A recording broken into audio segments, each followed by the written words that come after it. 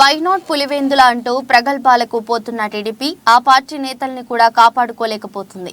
Pulivendula TDP senior నేత శాసనమండలి మాజీ deputy chairman SV Satish Kumar Reddy CM Jagan సమక్షంలో వైఎస్ఆర్సీపీలో చేరారు. ఈ కార్యక్రమంలో Kadapa MP YS Avinash Reddy, YSRCP regional coordinator Ramasubbareddy, స్థానిక నేతలు పాల్గొన్నారు. అనంతరం సీఎం క్యాంపు కార్యాలయం మీడియా పాయింట్ వద్ద సతీష్ కుమార్ రెడ్డి మీడియాతో మాట్లాడుతూ తాను వైఎస్ ఫ్యామిలీని ఇబ్బంది పెట్టినా తనను సీఎం జగన్ ఆహ్వానించి హక్కున చేర్చుకున్నారని చెప్పారు. సీఎం జగన్ చూపిన ప్రేమ, ఆప్యాయత ఎప్పటికీ మర్చిపోలేనన్నారు. అలాంటి మంచి ఫ్యామిలీపై తాను ఎందుకు పోరాటం చేశానా అని బాధ కలుగుతుందన్నారు. తెలుగుదేశం పార్టీ ఓ వ్యాపార సంస్థగా టీడీపీలో చంద్రబాబు నాయకత్వం దిగజారిపోయి లోకేష్ పెత్తనమే నడుస్తుందని సతీష్ కుమార్ రెడ్డి విమర్శించారు. ఆ పార్టీలో సీనియర్లకు గౌరవం లేదన్నారు. 27 సంవత్సరాలు పులివెందులలో టీడీపీ కోసం కష్టపడి పనిచేస్తే ప్రతిఫలం ఇవ్వకపోగా తనపై నిందలు వేశారని ఆవేదన వ్యక్తం చేశారు. సీఎం జగన్ ఔదార్యం జీవితాంతం గుర్తుపెట్టుకుంటానని సతీష్ కుమార్ రెడ్డి చెప్పారు. 27 సంవత్సరాలు ప్రతి గ్రామంలోంచి ఒక కార్యకర్తను కూడా పోగు చేసి తెలుగుదేశం పార్టీని పులివెందుల నియోజకవర్గంలో నిర్మించడం జరిగింది.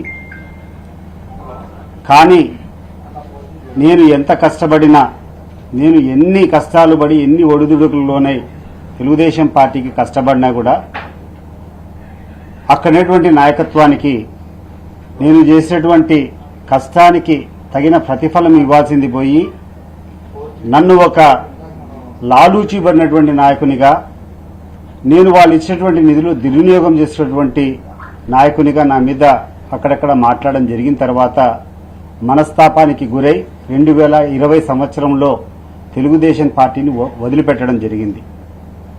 తెలుగుదేశం పార్టీకి వదిలిపెట్టిన తర్వాత అనేక మంది నాయకులు నా దగ్గరికి వచ్చినప్పుడు స్పష్టంగా నాకు జరిగినటువంటి అవమానం, నాకు జరిగినటువంటి ఇబ్బందులన్నీ కూడా వాళ్లకు చెప్పడం జరిగింది. వాళ్ళు చంద్రబాబు నాయుడు గారి దృష్టికి తీసుకొని పోవడం జరిగింది.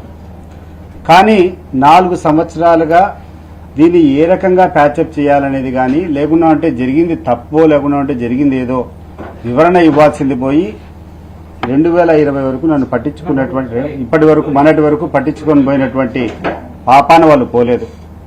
కానీ పెద్ద మనసుతో నేను 27 సంవత్సరాలుగా పోరాటం చేసినప్పటికీ ప్రతి క్షణం ప్రతి నిమిషం కూడా పొలిటికల్గా నేను జగన్మోహన్ రెడ్డి గారికి కానీ వారి కుటుంబానికి కానీ ఇబ్బంది పెట్టినప్పటికీ పెద్ద మనసు చేసుకొని నన్ను రమ్మని చెప్పి ఆహ్వానించడం నిజంగా నాకు చాలా ఆనందాన్ని ఇచ్చింది. ఈరోజు జగన్మోహన్ రెడ్డి గారు చూపించినటువంటి అభిమానం చూసిన తర్వాత ఎందుకు ఈ కుటుంబం మీద ఇన్ని రోజులు నేను పోరాటం చేశానటువంటి బాధ కూడా నాలో కలిగింది. 2020లో నాకు జరిగినటువంటి అవమానాన్ని వాళ్ళ దృష్టికి తీసుకుని పోయి పలాని కారణం చేత నేను రాజీనామా చేస్తున్నా అని చెప్పి తెలుగుదేశం పార్టీకి రాజీనామా చేశాను. రాజీనామా చేసిన తర్వాత 2020 నుంచి మొన్నటి వరకు ఇంతవరకు ఎటువంటి చర్చలు నాతో జరపలేదు. చంద్రబాబు నాయుడు గారు మొదట్లో ఉన్నటువంటి నాయకత్వ లక్షణాలు రోజు రోజుకు సడలిపోతున్నాయి. రోజు రోజుకు చంద్రబాబు నాయుడు గారి పెత్తనం కూడా పార్టీలో తగ్గిపోతా ఉంది. చంద్రబాబు నాయుడు గారు ఈరోజు కొత్తగా లోకేష్ గారు ఏ ఆలోచనతో ఉన్నాడో అవే ఇంప్లిమెంట్ అవుతా ఉన్నాయి.